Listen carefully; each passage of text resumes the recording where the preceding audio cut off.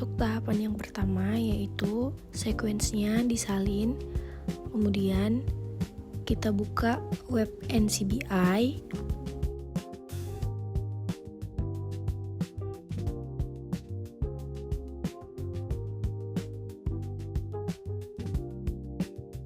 Pada web NCBI kemudian klik BLAST, klik nucleotide BLAST, kemudian ditempel sequence yang tadi udah disalin, dan pastikan bahwa database-nya itu sesuai yang ada pada video. Yang highly-nya itu dipilih dan dicentang yang bacaan SAW-nya kemudian di BLAST. Nah, NCBI BLAST ini itu digunakan untuk mengonfirmasi identitas dari sequence kita yang tadi. Di scroll ke bawah. Nah, kita pilih yang paling atas tuh, yang accession-nya itu yang paling atas, agar hasilnya itu lebih akurat dan terkurasi. Dan hindari yang complete genome karena itu akan terlalu panjang dan tidak spesifik. Nah, klik accession yang paling atas dan akan muncul tampilan seperti ini. Nah, di sini tuh keterangannya sangat jelas ya teman-teman. Ada gennya, nama organismenya, ada lokusnya, dan yang lain-lain. Kalian bisa lihat sendiri. Klik yang FASTA. Nah, di FASTA ini tuh kita akan menemukan satu fokus aja, yaitu dari gen yang kita pilih tadi yang di accession. Nah, di sini ada sekuensnya, kemudian ada nama gennya dan nama organismenya. Nama gennya itu kita salin, dan setelah itu kita buka kembali web NCBI.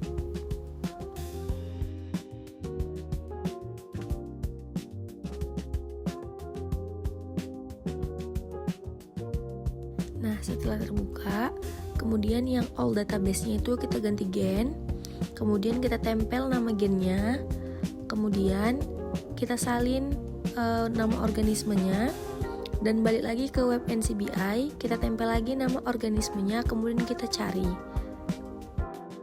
Nah, NCBI gennya ini tuh digunakan untuk mencari informasi dasar tentang gen NR4A3 tadi dari si Homo sapiens. Nah, ini kita scroll aja ke bawah. Nah, di sini tuh ada nama gen, kemudian ada deskripsi, ada lokasi. Nah, itu nama gennya itu nama gen kita yang tadi tuh ada yang paling atas, kemudian deskripsinya itu ada fungsinya, fungsi dari gen tersebut. Kemudian itu ada lokasi. Nah, lokasi itu tuh lokasi kromosomnya.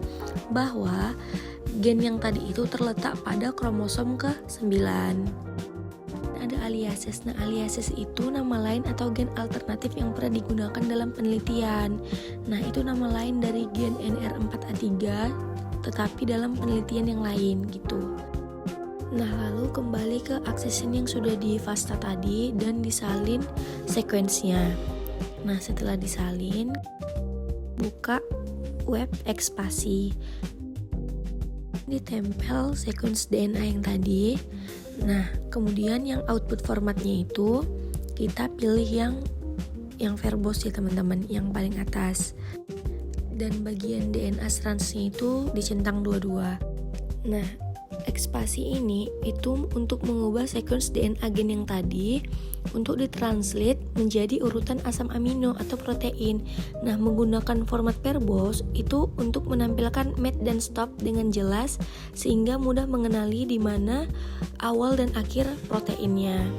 Nah, kemudian klik yang translate.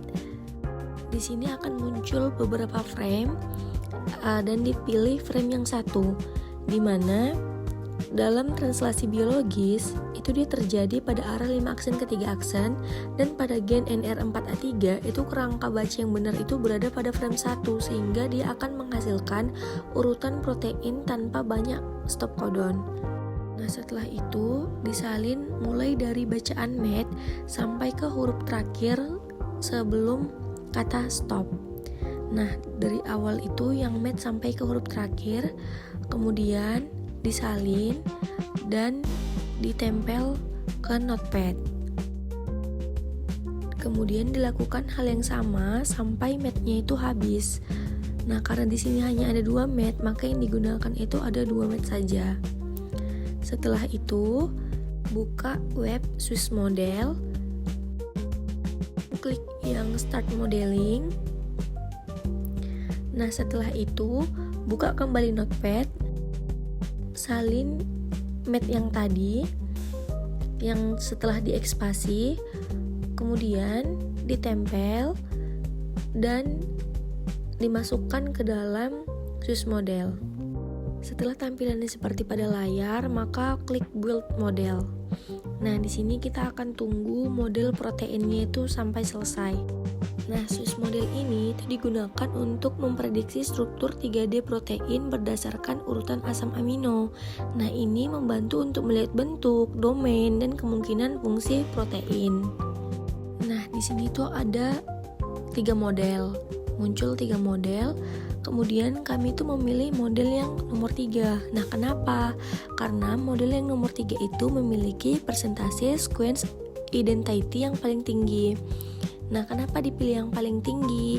Karena semakin tinggi kesamaan sequence-nya atau identity-nya antara protein kita dan template PDB-nya, maka semakin akurat, stabil, dan valid model 3D protein yang akan dihasilkan. Jadi, identitas tinggi itu, maka strukturnya itu akan lebih mirip dengan protein aslinya. Maka dari itu, kami memilih model yang ketiga dengan sequence identity-nya sebesar 20,69%. Nah, di Swiss Model ini itu banyak sekali fiturnya. Nah, kita dapat merubah bentuk rantai proteinnya, bisa merubah warnanya sesuai dengan yang kita inginkan. Nah, berikut hasil dari struktur 3 dimensi protein berdasarkan urutan asam amino dari sequence DNA dengan gen NR4A3 dari Homo sapiens milik kami.